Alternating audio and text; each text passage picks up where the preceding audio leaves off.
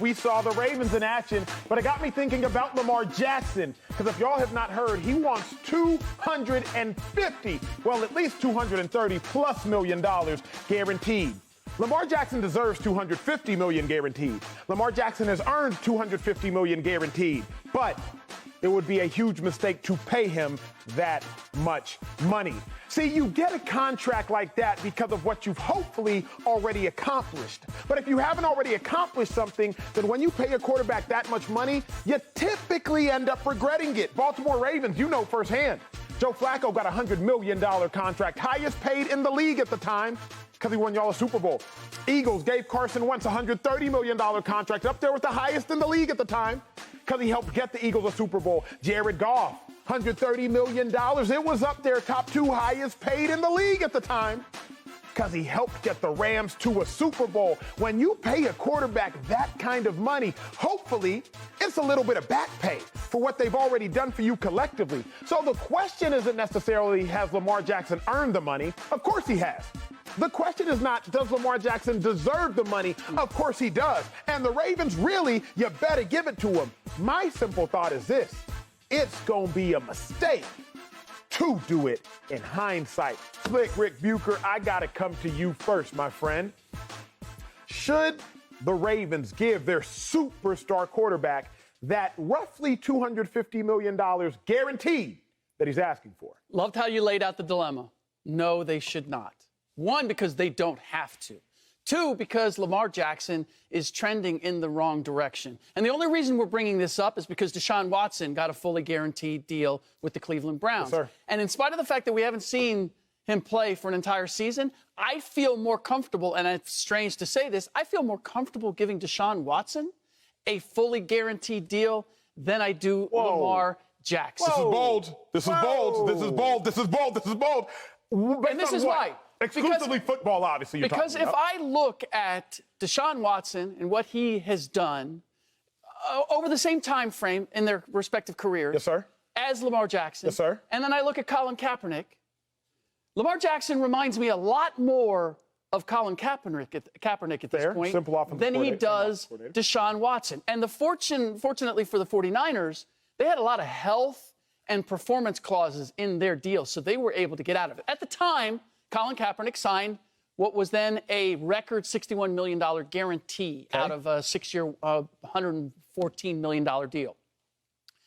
That's not what we're talking about with Lamar Jackson. Lamar Jackson is trending in the wrong direction. Question. I need another year of seeing him before I would ever load up on it. Dave, before I let you express the face that you are expressing, I have this question, Slick. Deshaun Watson, as much as I love him as a football player, has never seen the individual heights for a season that Lamar Jackson has seen. Unanimous MVP, led the league in passing touchdowns while simultaneously having 1,200 yards rushing. I love me some Deshaun Watson on the field. But he ain't never seen them heights Lamar Jackson has seen. Why do you like Deshaun Watson more than Lamar Jackson as a quarterback? Because I'm not paying him for what he has done. I'm paying him for what I think he can do. And Deshaun Watson, for all that has gone wrong, has been steady. Do we have my full screen? Can I make a comparison? Because I just didn't cavalierly throw out Colin Kaepernick and Deshaun Watson and Lamar Jackson. I'm ready to see something. Producers, I better see something. If you look at their careers, 2 through 4, what do you see here? What's the trending when it comes to these three? Lamar Jackson starts at a higher point, but he and Colin Kaepernick by year 4 are basically in the same place. Now, what do I see with Deshaun Watson over those 3 years?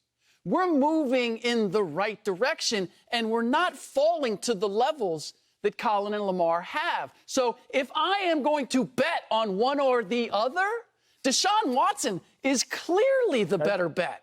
This is interesting. Don't get distracted so much by the Deshaun Watson of it all, but we got to talk about that in a second. Dave, should the Ravens give Lamar a fully guaranteed deal, or what do you want to respond to that? Like everything. Like, can we just do the rest of the show about this? Like, the last time we saw Deshaun Watson, before we knew that he had a supreme problem with boundaries, was he went 4-12. I get that. No. The Texans went 4-12. Let's be clear. He's the quarterback of the Texans. I understand that wins are not. Quarterback wins are not a complete. It's a team game. I get it. That was still the last time we saw him. That's what he put on paper. Lamar Jackson, meanwhile, is 37-12. I mean, I understand. the numbers have dipped. He was hurt last year, was he not? Did the Ravens not completely fall apart when he was not on the field? They did. And this is purely me. Maybe this is the good old eye test. He's proven himself capable of playing from the pocket. Yes, he's not always great at it against amazing competition. He can do it. So to get back to the original point, I'm blindsided by this Deshaun Watson thing. I'm sorry. I was with you yesterday. That's true. Yeah, it's fair. That's fair. What's the alternative, Acho? What is the alternative here? Because you talk about it. Well, let me tell you first. Please. They're already paying Lamar Jackson $23 million to finish out this contract. Sure. To franchise tag him, it's going to be north of $30 million. Mm-hmm. That's what's going on here. Mm-hmm. Let's just say they haven't figured out what they want to do after that. Another franchise tag is going to escalate the price. All told, we don't know these numbers ahead of time, but you're probably talking about paying Lamar Jackson somewhere between $50 and $90 million between how long you want him there. And then guess what? He's still not even 30 years old, and he wants a new one. And what do you think the number is going to be when that conversation happens after these TV deals hit and the CBA pushes the salary cap through the roof? I love doing this show with those that are obsessed with sports because I am about to confuse and complicate your obsession. The risk of paying Lamar Jackson, we know the benefits. Unanimous MVP, he could get you another one, could get you a Super Bowl, one of the most galvanizing players in all of the sport. We know the benefits. Let's talk about the risk. Outside of Peyton Manning, we haven't seen a quarterback win a Super Bowl on the team that drafted him if he didn't go in the first few years. You got John Elway in the 90s, late 90s. Then you got Peyton Manning, who won with the Colts in, I believe, year 9. If your quarterback does not go in the first 4 or 5 years, he probably ain't going with your team. Eli Manning went in the first 4 or 5 years. Roethlisberger went in the first 4 or 5 years. Brady, first 4 or 5 years. Aaron Rodgers, third year as a starter. If your quarterback don't go in the first 4 or 5 years, Russell Wilson, Patrick Mahomes, if they don't go, they probably aren't ever going with that team. With that being said, if Lamar this is just what history says. Y'all don't shoot me, I'm the messenger. Go ahead. What's the difference between, okay, yes, Matt Stafford was not drafted by the LA Rams, but he was making a lot of money when he won them the Super Bowl, was he not? So my point is this. I'm not saying Lamar Jackson don't need to get paid. I already said pay him. I'm simply saying, you think Detroit cares that Stafford won a Super Bowl in Los Angeles? No. We're talking about, should the Ravens pay Lamar? The Rams reap the benefit of Stafford, not Detroit, the team that drafted him. I'm simply saying the complication with paying Lamar for the Ravens, not for the NFL, for the Ravens is, I don't know that we've ever seen, outside of Peyton Manning since the turn of the century, a quarterback win a Super Bowl with the team that drafted him if they didn't win one in the first few years. It's hard to put a contender together when you're paying a quarterback a big salary. Yes, sir. That is an indisputable fact. Well, and that's my point. So he was an MVP, and yet you didn't win a Super Bowl. So Lamar Jackson at his absolute best wasn't good enough to get you there. Now you're going to load up on him, which is then going to minimize what you're able to do with the rest of your team. How does that equation look? And Lamar Jackson deserves. I love the way you put that. Right. He deserves to get paid. Sure. But we're asking it from the Ravens' perspective. And I understand, what are the alternatives? Well, the Ravens have demonstrated as a team that they can work with not the greatest of quarterbacks and be successful. It's the way that they are constructed and the way they approach things. I mean, if we're talking about Trent Dilfer, that's like 3 lifetimes ago. Or Flacco. Joe Flacco. Flacco was a first-round pick, was he not? I mean, he might not have been great, but again, and that's what I wanted to say is, if you're not going to pay him, get ready now. If you don't want to, it's their money. They don't have to. You better go draft a guy. You better go draft a guy in the first round right now, because otherwise you're stuck paying again $80-90 million for a guy you're not tied to. I'm glad you brought that up. It doesn't make any sense. But here's my thing. You're already projecting that Lamar Jackson is going to have a Hall of Fame career. You're convinced that 3-4 years from now, he's going to turn this trend, the direction that he's going right now, and he's going to be a great quarterback. Because if you're going to have to pay him that, it's because he's demonstrated that. Right now, he is. I believe anyway. Okay. No, he's elite. Yeah. He's elite. Okay. When healthy, he's elite. Okay. But is he going to be that for the next 5-6 years? Because this is the great question with Lamar, right? Which way is he trending? Have they, and I hate to bring this up because it's a little trite and being said, like, have people figured him out? I think he's going to continue to be a really good quarterback. Is he going to continue to be an elite quarterback is the real question.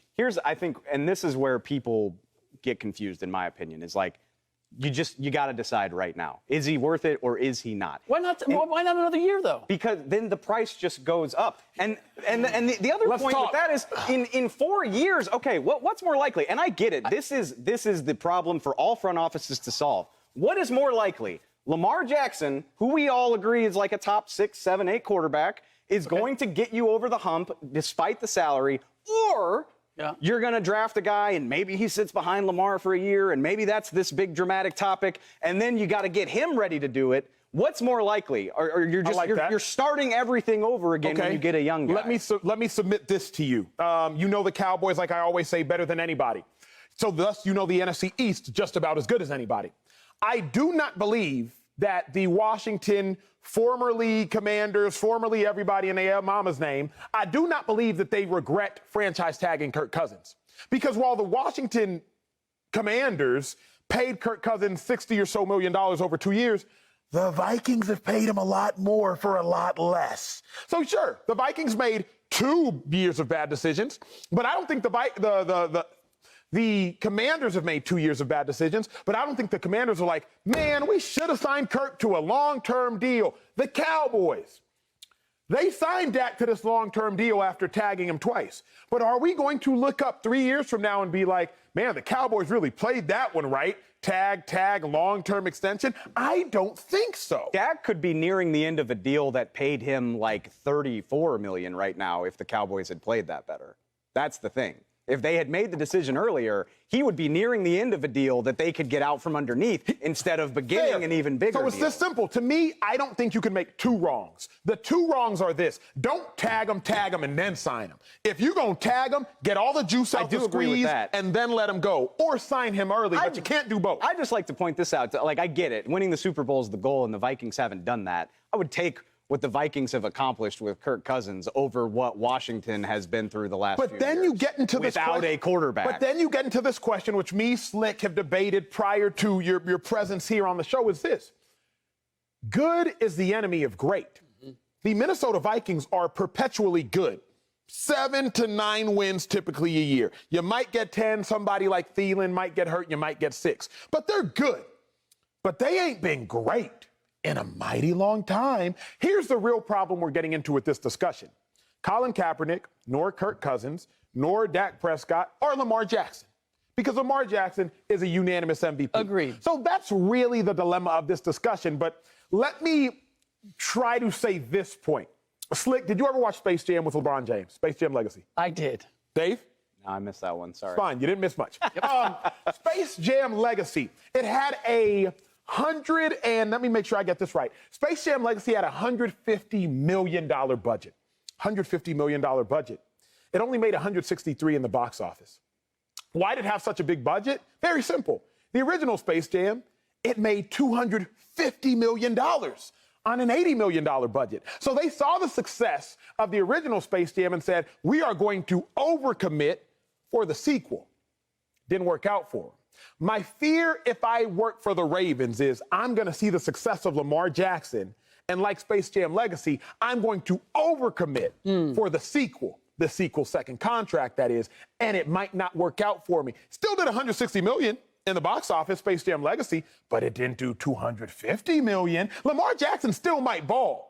But are we going to see another unanimous MVP season or MVP season from the great Lamar Jackson? That's the question, Dave. That's the question. One day, and Washington did it. I think Lamar Jackson is a much better quarterback than Kirk Cousins. I think everybody would agree with that. One day a team will have the guts to walk away from a Lamar Jackson. I honestly thought the Cowboys might do it with Dak at one point. One day somebody will have the guts to do that. God help them if they're wrong. God help them. And that's why. That's why you pay him. I'll take my chances maybe overpaying, maybe overcommitting, as opposed to letting that guy walk out.